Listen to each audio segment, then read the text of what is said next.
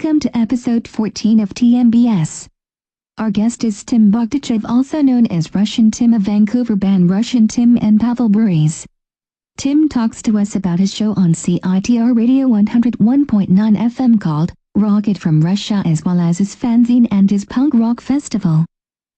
I was born in Novosibirsk, that's in Siberia. I was born in 1984. Went to school, and music was around me since the childhood because my dad always listened to the records, and he listened to, Deep Purple, Led Zeppelin, Black Sabbath, Alice Cooper, so all those bands, Queen, Metallica, Cannibal Corpse, bands of that nature. My uncle went to United States of America and brought a boombox and 2 CDs, Green Day, Dookie, and Offspring Smash. Okay. And I had no idea that it was punk rock, but I liked the melody, I liked the catchiness, I liked the speed, and those are the same things I like in punk rock to this day. I had a good start, and since then I started listening to punk rock. Because in Russia we didn't have CDs, but we called those official CDs when you have the booklet.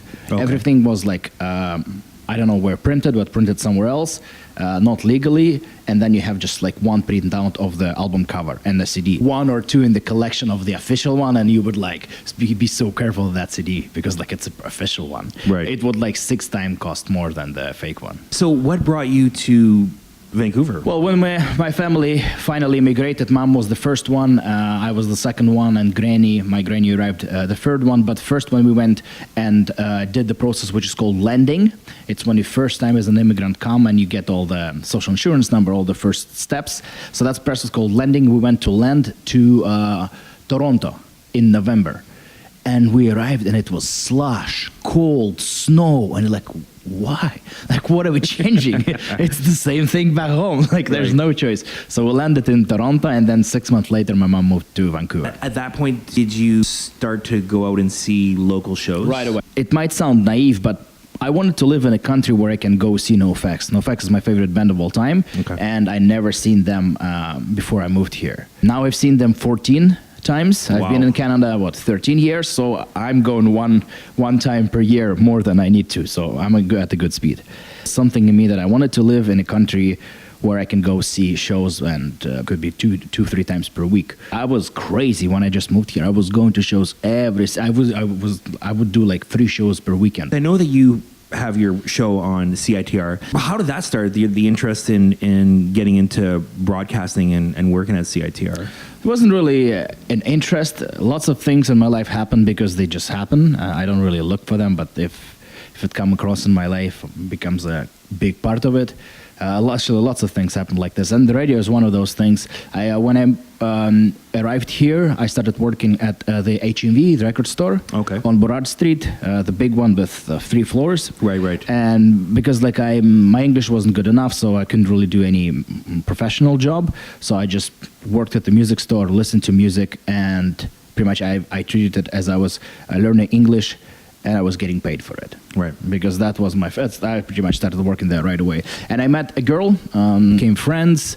I was in charge of punk rock section, and I was the buyer, so I was buying.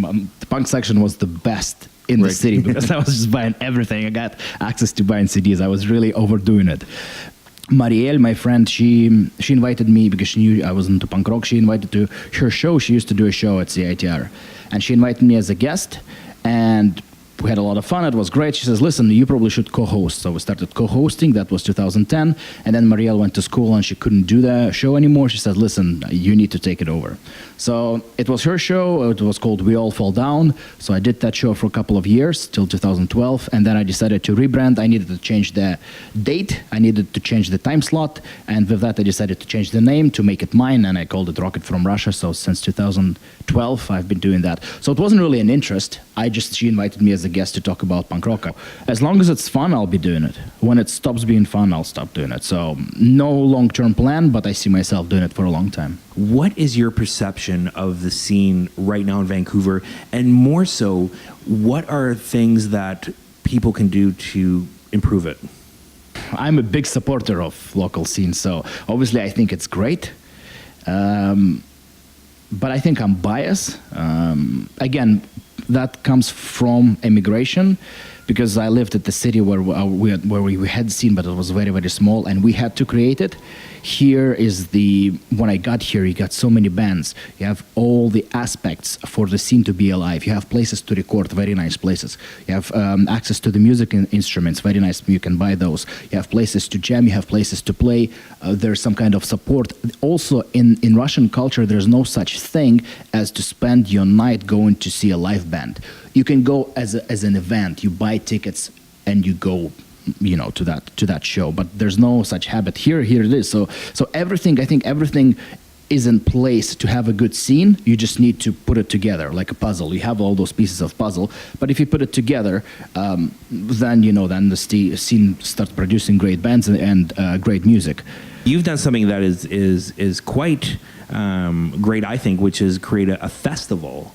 What is the blueprint to putting together a festival like that? The blueprint is first have good bands, have a good deal or proper deal on the venue. You need to promote the festival as well, and you need to also think a lot around how it's going to be set up, how it's going to be promoted. You need to have the full vision. You can't really wing anything. What helped me a lot, actually, and this is, I kind of connect to my success with events, to that when I arrived here, I went to a school called Pavi, not too far away from here, Pacific Audiovisual Institute, and I did a program in music business. Okay. So that was a massive help, because I was doing events back home in Russia, and we did events slightly different. So when I arrived here, I learned everything, all the nuances of the Canadian way, like the drinking age and things like the basic stuff. But that was a massive help. So I have this guidance, which I was learning in school for a year.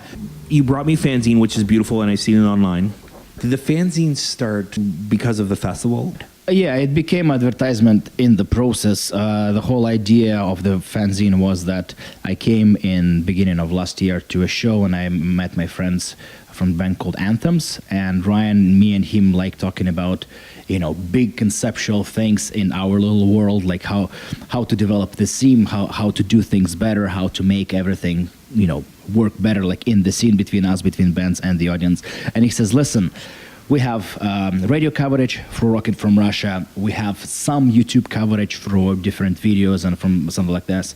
We have connection for playing shows, but we have nobody really writes about us. There's no written about the specific group of bands. So I didn't really want to go to a newspaper and say, hey, how about you come out to see us play a show and write an article how great we are. No, this is not my way. I don't want anything like that. I wanted to have a publication in the form of the magazine where I wanted to give the bands total creative freedom to show their art, which is not music. So in a way of text, in a way of pictures, photo, articles, humor, anything you want. I wanted to have an issue which will be linked with an event. So just capturing what was happening in Vancouver in this 2018 summer. This is why I started doing shows, because I would go to see a ska show, a punk show, and then let's say skate punk show, pop punk show. It will be the same 4 bands playing for the same 20 people at the same venue. Right. If it's a ska show, it used to be at the Anza or at Pets Pub, and all the same bands were playing, same people were coming. Same thing was happening at the punk rock, like Cambridge would play at Pub 340. But what I've done, I saw this same bands playing for the same 20 people. I said, how about if I pick from those little scenes, how you say, fractured scenes, one best band, the same 20 people will come to support them. Instead of having, same 20 people, same bands playing, we'll have 5 different bands playing, and each band will bring 20 people, and we'll have, instead of 20 people, we'll have 100 people at the show. And the show will be better for the people because they will discover great bands, and it will be better for the bands because more people will check them out. If you had the opportunity to choose one of 2 powers, one is you can fly like an eagle. The other is you have a portal, and you can portal yourself to anywhere in the world. Okay. Of course, Portal. If you were going to be arranging a orgy as a party, oh, nice. What would be your playlist? Shit, that's a good one. I am in charge of playlist. Can you give me the numbers and who will be involved? The stats? Yeah, the stats. I'm going to say 8 people.